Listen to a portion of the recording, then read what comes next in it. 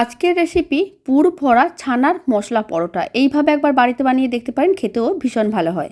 যাক, নমস্কার, আমি রুমি। আপনাদের সবাইকে আবারও একটা দারুণ স্বাদের রেসিপিতে স্বাগত। প্রথমে একটা মিক্সিং বোলের মধ্যে বেশ কিছুটা পরিমাণ আটা নিয়েছি, অল্প একটু লবণ মিশিয়ে নিলাম, তারপরে জল দিয়ে একটা ডো রেডি করে নিতে হবে। ডোটা রেডি হয়ে গেছে, এবার এক সাইডে রেখে দিচ্ছি।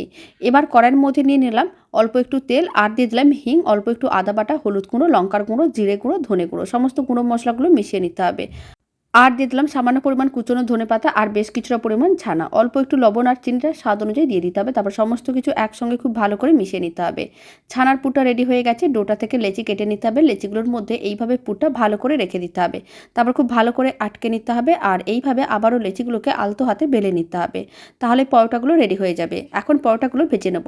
তার জন্য একটা তাওয়াকে বসিয়ে দিয়েছিলাম। প্রথমে শুকনো খোলায় ভেজে অল্প অল্প তেল দিয়ে পরোটাগুলোকে উল্টে পাল্টে লাল লাল করে ভেজে নিলেই রেডি।